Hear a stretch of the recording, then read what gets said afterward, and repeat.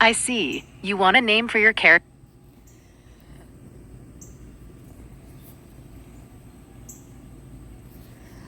I want it to be multicultural, multiracial, crossing every single culture that is involved in the Louisiana Purchase in the 1800s.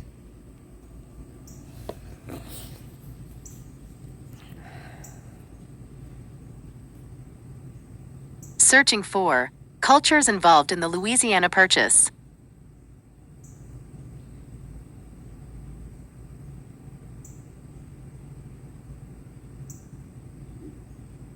I understand that you want your movie to be multicultural, multiracial, and crossing every single culture that is involved in the Louisiana Purchase in the 1800s.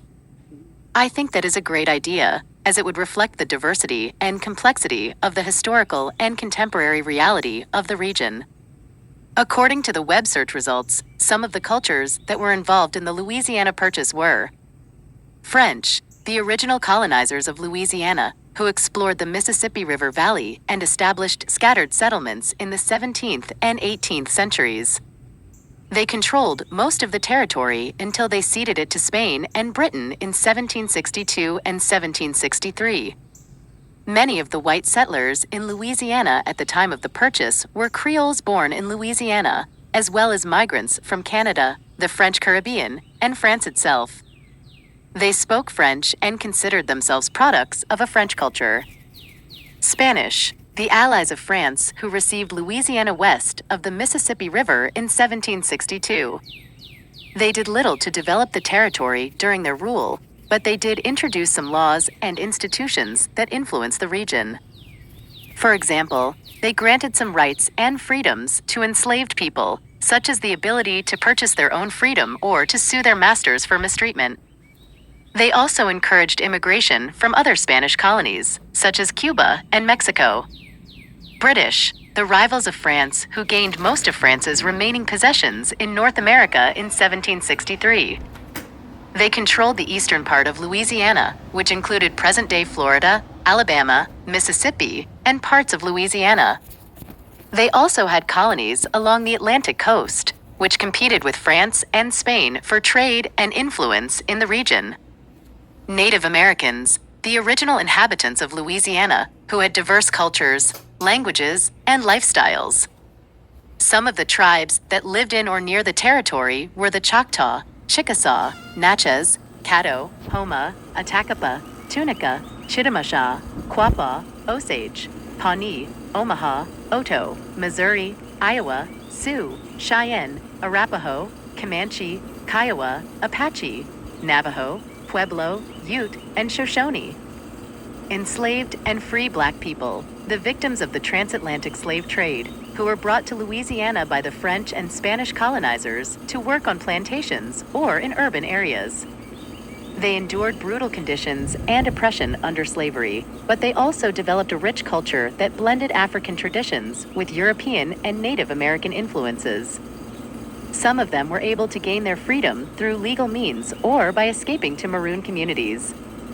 They also contributed to the economy and society of Louisiana through their labor and skills. American-born frontiersmen, the newcomers who arrived in Louisiana after the purchase by the United States. They came from various states and backgrounds. Please continue telling me the relations between the Native Americans, the United States, and the French, starting from the 1800s to the 1900s.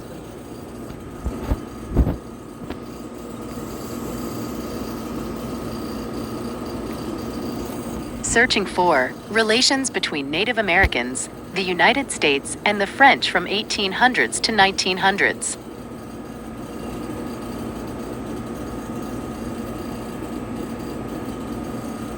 Here is a summary of the relations between the Native Americans, the United States, and the French from the 1800s to the 1900s, based on the web search results.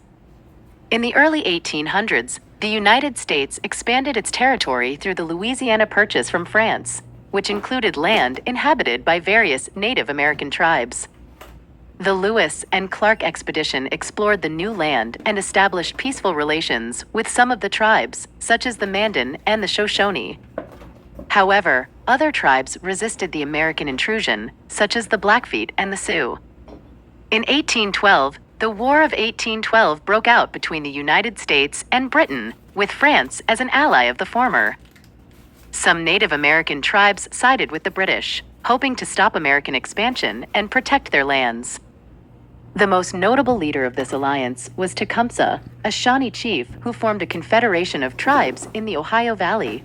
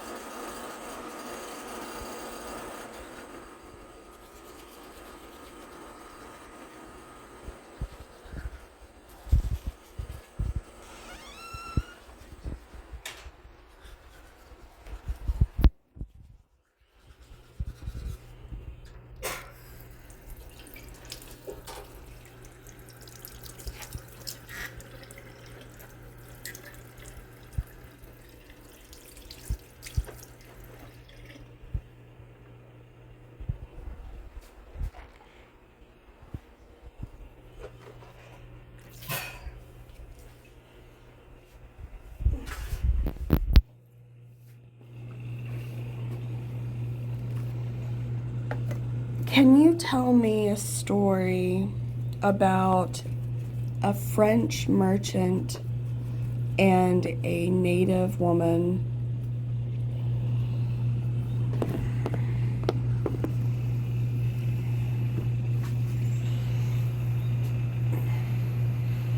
Sure, I can tell you a story about a French merchant and a Native woman.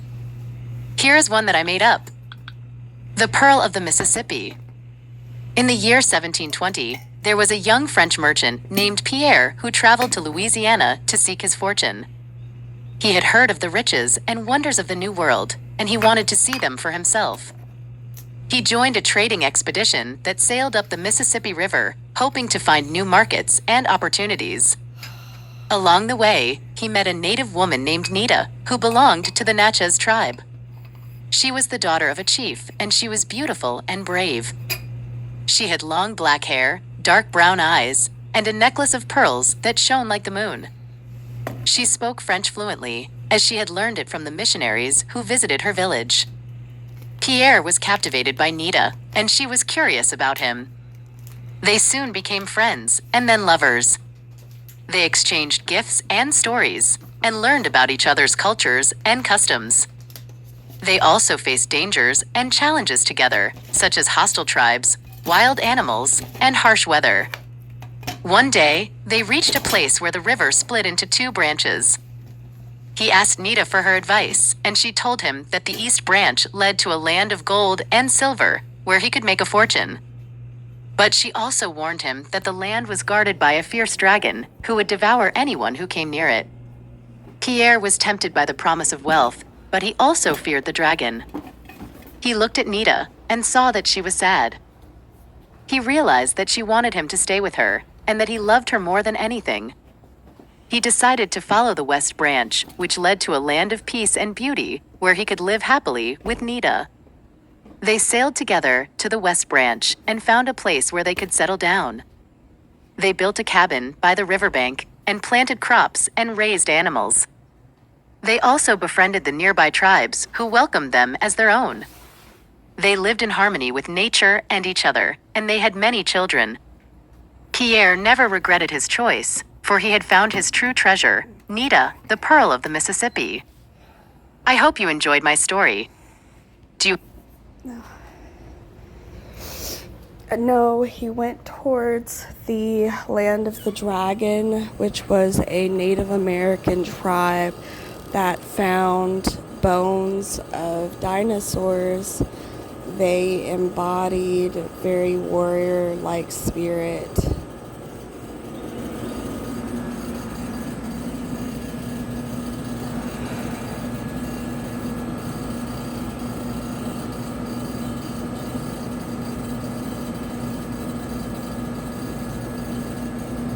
I'm sorry, but I think you misunderstood my story. Pierre did not go to the land of the dragon, which you say was a Native American tribe that found bones of dinosaurs. He went to the land of peace and beauty, where he lived happily with Nita. He chose love over wealth, and he was content with his decision. Maybe you confuse the East Branch and the West Branch of the river.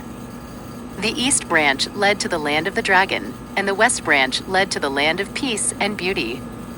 I hope this... Write a story of a French native interracial child choosing the East Branch that led to the land of the dragon.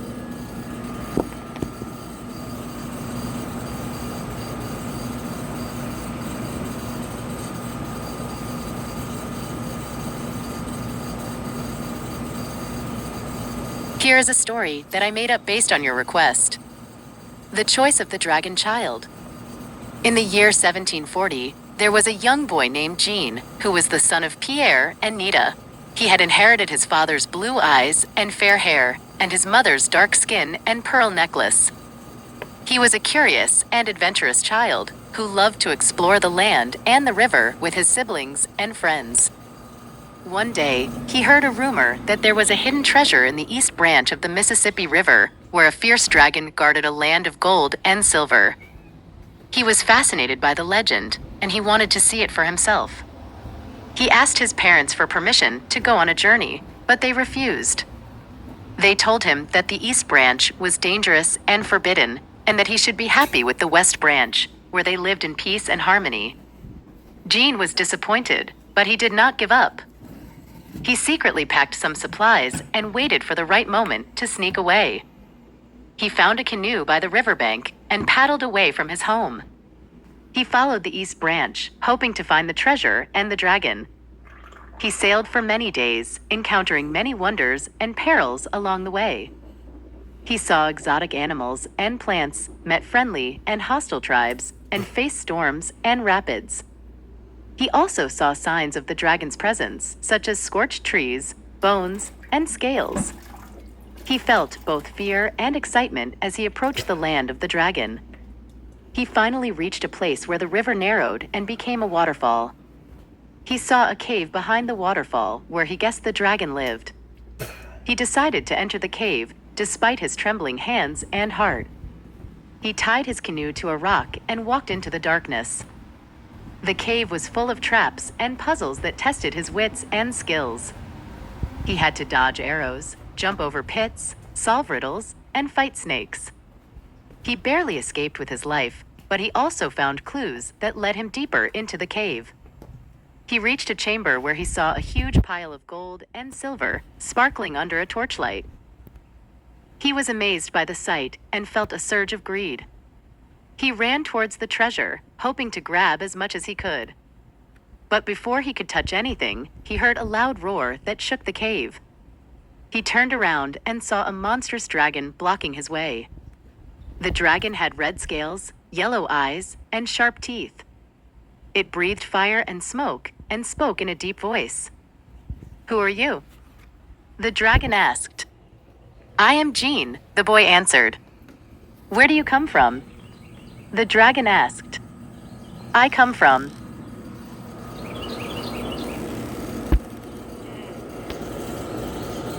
In the beginning of the world was covered with darkness. There was no sun, no day. The perpetual night had no moon or stars. There were, however, all manner of beasts and birds. Among the beasts were many hideous, nameless monsters, as well as dragons, lions, tigers, wolves, foxes, beavers, rabbits, squirrels, rats, mice, and all manner of creeping things such as lizards and serpents.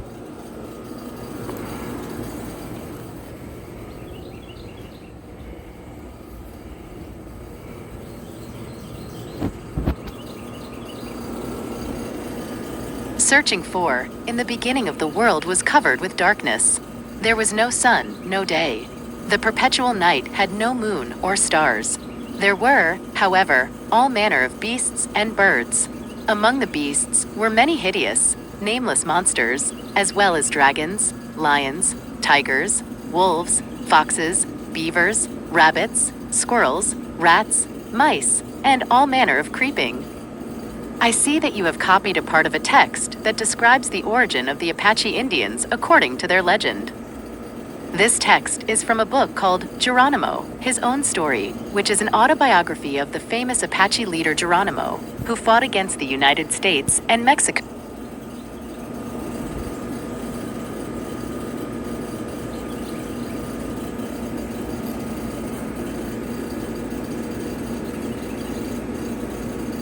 I have the book of the cover here.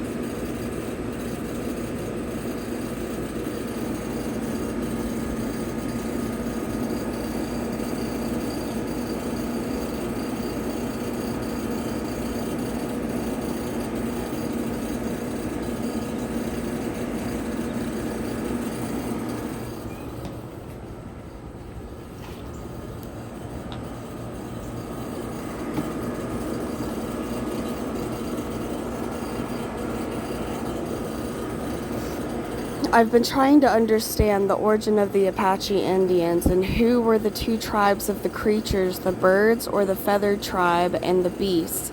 The former were organized under their chief, the eagle. These tribes often held councils, and the birds wanted light admitted this. The beasts repeatedly refused to do so. Finally, the birds made war against the beasts.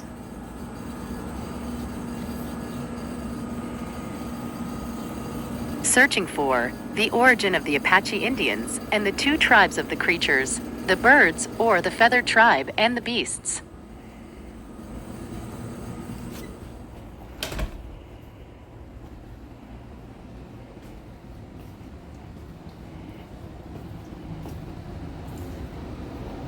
I can help you understand the origin of the Apache Indians and the two tribes of the creatures, the birds or the feathered tribe and the beasts.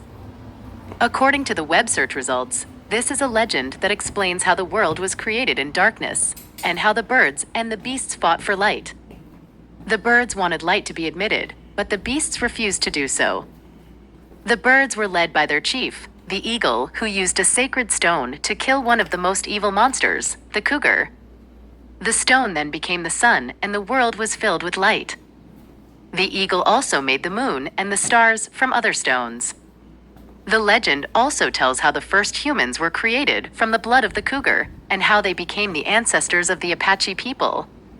This legend is similar to some other creation myths from different cultures, such as the Greek myth of chaos. The legend shows how the Apache people valued courage, wisdom, and harmony with nature. It also reflects their belief in a supreme being, whom they called Yuzin or life giver. I hope this answers your question. I hope this answers your question. I hope this answers your question.